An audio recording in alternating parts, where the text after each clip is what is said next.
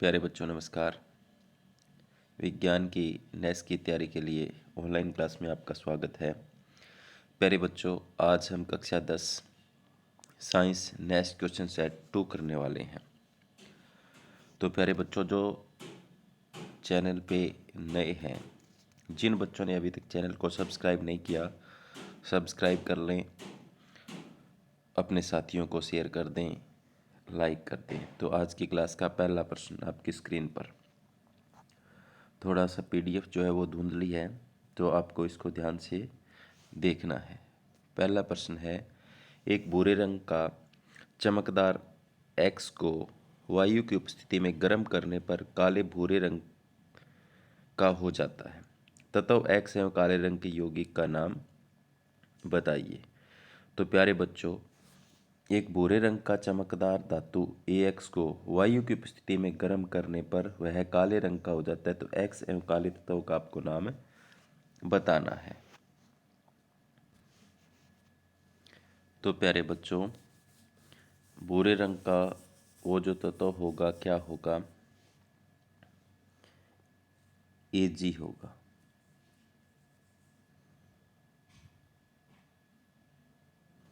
यानी चांदी होगा।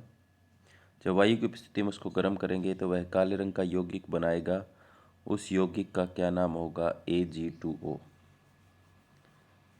चांदी का ऑक्साइड होगा। तो ऑप्शन नंबर ए इसमें बिल्कुल सही होगा। तो आपको याद रखना है, भूरे रंग का वह चमकदार धातु कौन सा है? एक्स धातु है, वो क्या होगा? Ag होगा। आगे है, निम्न में संतुलित रासायनिक समीकरण है। आगे वाले में आपको संतुलित रासायनिक समीकरण बताना है। तो यहाँ पर देखो, पहले में 2 पीबी हैं, इधर उत्पाद में भी 2 पीबी हैं, यहाँ पर ऑक्सीजन 6 हैं, यहाँ पर ऑक्सीजन 4 और 2 6, और ये पहली संतुलित नहीं है। दूसरी देखो, सोडियम 2 हैं, इधर उत्पाद में भी सोडियम 2 हैं, सल्फर यहाँ पर ठीक है, बेरियम ठीक है, क्लोरीन भी 2 हैं ठीक है। तो दूसरे वाली क्या है, जो समीकरण है वो संतुलित है। तो इसका ऑप्शन जो होगा वह बिल्कुल सही होगा, 2 नंबर का। आगे चलते हैं नेक्स्ट। NaOH का 10 ml विलियन सोडियम हाइड्रोक्साइड का 10 ml विलियन हाइड्रोक्लोरिक के 8 ml विलियन के से पूर्णतः उदासीन होता है। यदि हम NaOH के उसी विलियन को 20 ml में उसी HCl के 15 ml विलियन मिलाएं तो प्राप्त विलियन कैसा होगा? तो आप देखें, HCl का वैसे तो विलियन चाहिए कितना? 16 चाहिए। 16 अगर होता तो सोडियम हाइड्रोक्साइड को पूरा उदासीन कर देता, लेकिन कमी रह गई। तो किसकी मात्रा अभी भी ज़्यादा है? सोडियम हाइड्रोक्साइड की मात्रा ज़्यादा है, वो पूर्णतः उदासीन नहीं हुई। तो सोडियम हाइड्रोक्साइड क्या है? तो प्यारे बच्चों, आपको पता है सोडियम हाइड्रोक्साइड एक अक्सार है। तो अक्सार की मात्रा अभी भी है। अगर 16 हो जाता तो पूर्णतः उदासीन हो जाता है यहाँ पर। तो अभी भी वो विलियन कैसा है? अक्सारीय है। तो ऑप्शन नंबर बी इसका बिल्कुल सही होगा। एक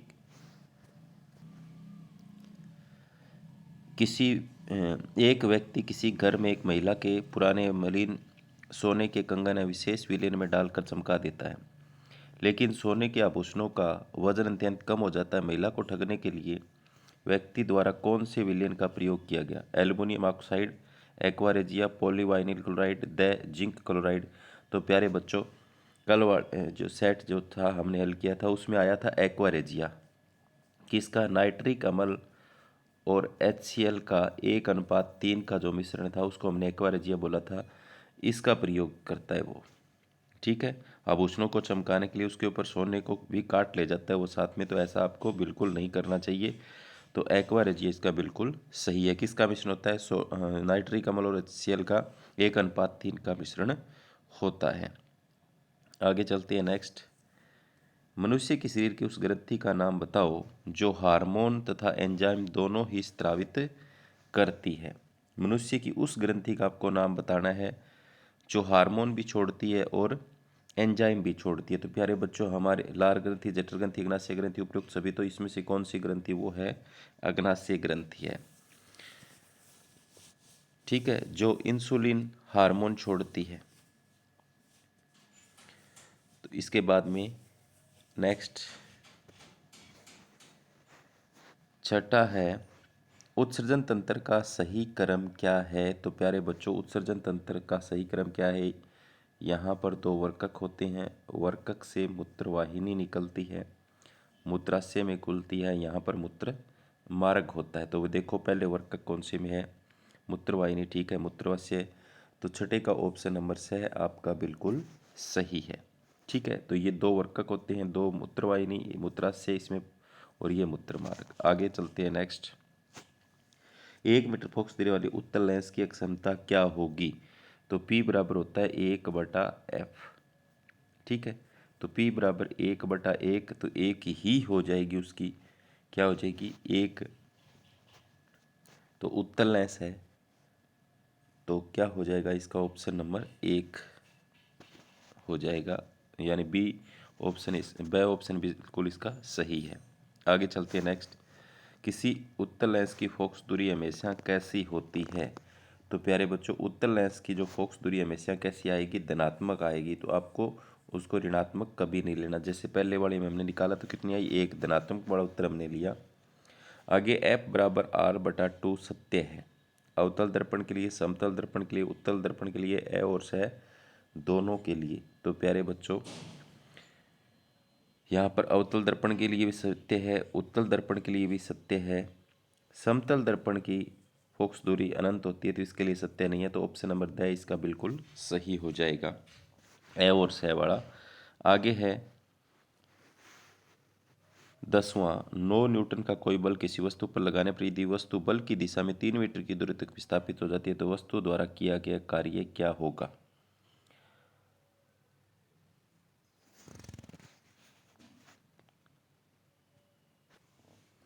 तो प्यारे बच्चों, हमें क्या निकालना है, काम निकालना है। तो 9 न्यूटन का बल लग रहा है, 3 मीटर की दूरी तक विस्थापित हो जाती है। तो उसने काम कितना किया, 9 या 27 जूल काम किया। उसने कितने जूल काम किया, 9 या 27 जूल। आगे, ऐसी युक्ति जो विद्युत धारा उत्पन्न करती है कहलाती है विद्युत जनित्र, धारामापी, विभवमापी, एमीटर।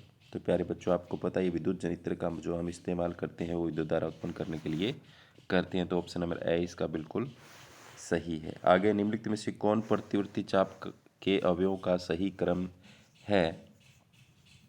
तो प्यारे बच्चों, प्रतिवर्ती चाप में पहले अभिग्राही होता है, फिर स्वेदी न्यूरॉन होते हैं, फिर मेरुरज्जु होते हैं, फिर प्रेरक न्यूरॉन होते हैं, फिर मांसपेशी होते हैं। तो ऐसा आपको कौन से में नजर आ रहा है, स ऑप्शन में नजर आ रहा है। तो 12वें का कौन सा सही हो जाएगा, अभिग्राही, संवेदी न्यूरॉन, मेरुरज्जु, प्रेरक न्यूरॉन, मांसपेशी। आगे चलते हैं नेक्स्ट। विद्युत परिपथ में प्रतिरोध के मान को परिवर्तित करने के लिए किस युक्ति का प्रयोग किया जाता है। धारा नियंत्रक, सेल, एमीटर, वोल्ट मीटर। तो प्यारे बच्चों, धारा नियंत्रक का प्रयोग करते हैं प्रतिरोध के मान को परिवर्तित करने के लिए। आगे, किसी विद्युत परिपथ में 100 वाट का बल्ब है जिसमें विभवांतर 200 वोल्ट है, तो इसमें प्रवाहित विद्युत धारा का मान क्या होगा। तो इसमें क्या होगा प्यारे बच्चों, I बराबर होता है P/V।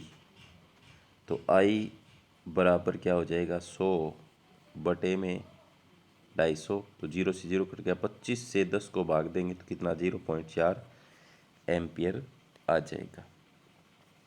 तो ऑप्शन नंबर 14 का ब बिल्कुल सही है। आगे है, चुंबकीय क्षेत्र रेखाएं एक दूसरे को प्रतिच्छेद करती हैं, एक दूसरे के समांतर होती हैं, एक दूसरे को कभी प्रतिच्छेद नहीं करती। चुंबकीय बल रेखा एक बंद वक्र नहीं बनाती। तो यहाँ पर ये ऑप्शन गलत है, ये ऑप्शन गलत है, ये ऑप्शन गलत है, ऑप्शन सही ये है, एक दूसरे को कभी भी प्रतिच्छेद नहीं करती। तो ऑप्शन नंबर 15 का सही है। आगे चलते हैं 16, 1 किलोवाट घंटा तुल्य है। तो 1 किलोवाट घंटा जो होता है वो तुल्य होता है 3.6 गुणा में 10⁻6 जूल के। तो ऐसा ऑप्शन कौन से में है, आपको ब में नज़र आ रहा है। इसको एक यूनिट भी हम कह सकते हैं। आगे है, दृश्य प्रकाश का तरंग दैर्ध्य होता है। तो प्यारे बच्चों, दृश्य प्रकाश का जो तरंगदैर्ध्य होता है वो होता है 400 नैनोमीटर से 700 नैनोमीटर तक। तो 17 का ऑप्शन नंबर स बिल्कुल सही है। आगे, नाभिक के विखंडन में परमाणु नाभिक के दो भागों में टूटता है। प्रोटॉन को दो भागों में टूटता है, न्यूट्रॉन दो भागों में टूटता है, इलेक्ट्रॉन दो भागों में टूटता है। तो नाभिक के विखंडन मतलब नाभिक का टूटना।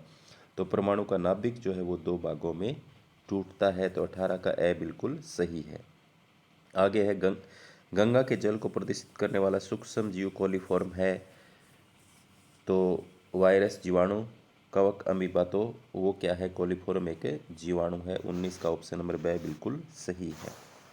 आगे चलते हैं। रॉकेट के ईंधन में उपयोग किया जाता है द्रवित हाइड्रोजन, द्रवित ऑक्सीजन, द्रवित नाइट्रोजन, द्रवित क्लोरीन।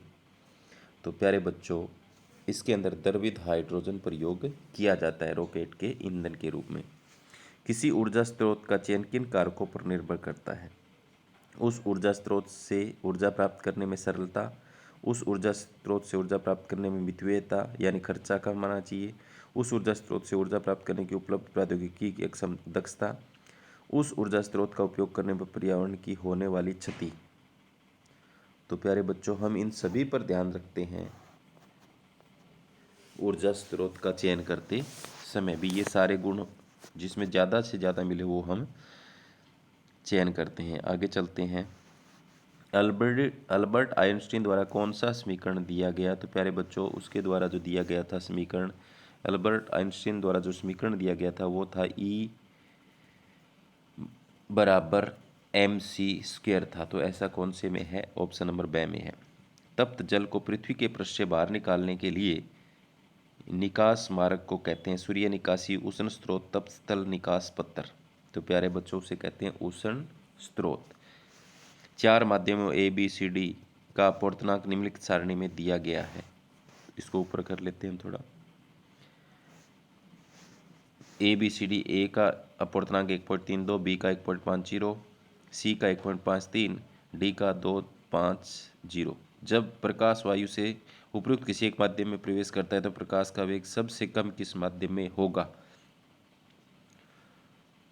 तो प्यारे बच्चों, सबसे कम जो होगा वेग वो जिसका अपूर्णांक सबसे ज़्यादा होगा, यानी वो एक सघन माध्यम है, तो उसमें वेग सबसे कम होगा। तो ऑप्शन नंबर कौन सा सही हो जाएगा? इसका चौथा सही हो जाएगा, क्योंकि इसका सबसे ज़्यादा है। आगे चलते हैं। दिए गए चित्र में आपतन कोण का आई का मान क्या है? तो आप देख रहे हो बिल्कुल अभिलंबोत है, इसमें सीधे ही पड़ रही है। तो अभिलंब के साथ जो कोण बन रहा है आने वाली किरण का, वो क्या है? 0 बन रहा है। तो ऑप्शन नंबर ब इसका बिल्कुल सही है। आगे, दी गई सारणी द्वारा प्रतिरोध R का आंकलन कीजिए। R का आंकलन कीजिए।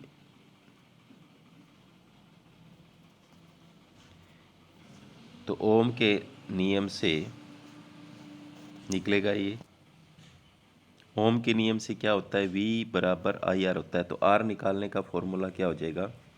V बटे I दूसरी तरफ चला जाएगा तो V हमारे पास 2 है और नीचे क्या है? 10। तो 0.2 आ जाएगा। कौन सा आ जाएगा? 0.2। तो 26 का कौन सा सही है? स ऑप्शन बिल्कुल सही है। जब इसको भाग देंगे तो 0.2 आता है। आगे चलते हैं नेक्स्ट। यदि किसी प्रतिरोध तार की लंबाई आधी कर दी जाए तो प्रतिरोध तार की प्रतिरोधकता पर क्या प्रभाव पड़ेगा? प्रतिरोधकता आधी हो जाएगी, प्रतिरोधकता पर कोई प्रभाव नहीं पड़ता, प्रतिरोधकता दुगनी हो जाएगी, उपयुक्त में से कोई नहीं। तो प्यारे बच्चों, प्रतिरोध पर प्रभाव पड़ता है, प्रतिरोधकता पर कोई प्रभाव नहीं पड़ता, चाहे उसकी लंबाई आधी कर दो, दुगनी कर दो। प्रतिरोधकता किसी पदार्थ की निश्चित होती है। तो ऑप्शन नंबर 27 का ब बिल्कुल सही है। आगे है 28। चिपको आंदोलन की शुरुआत किस वर्ष में हुई थी? तो प्यारे बच्चों, चिपको आंदोलन की जो शुरुआत हुई थी वो 1973 में हुई थी। तो ऑप्शन नंबर 22 का बिल्कुल सही है। आगे है RCHO क्रियाशील मूलक को क्या कहा जाता है? CHO जो ग्रुप होता है वो प्यारे बच्चों एल्डिहाइड ग्रुप होता है। तो ऑप्शन नंबर 22 का बिल्कुल सही है। सल्फ्यूरिक अम्ल का अणु सूत्र क्या है? तो प्यारे बच्चों H2SO4 होता है। तो ऑप्शन नंबर द इसका बिल्कुल सही है। तो प्यारे बच्चों आज हमने कक्षा 10 साइंस का क्वेश्चन सेट 2 हल किया। तो उम्मीद करता हूँ कि सभी बच्चों को समझ में आया होगा। जो बच्चे नए हैं अभी तक, एक बार फिर से आपको कह रहा हूँ, जिन बच्चों ने चैनल को सब्सक्राइब नहीं किया वो सब्सक्राइब कर लें, लाइक कर दें, शेयर कर दें। धन्यवाद।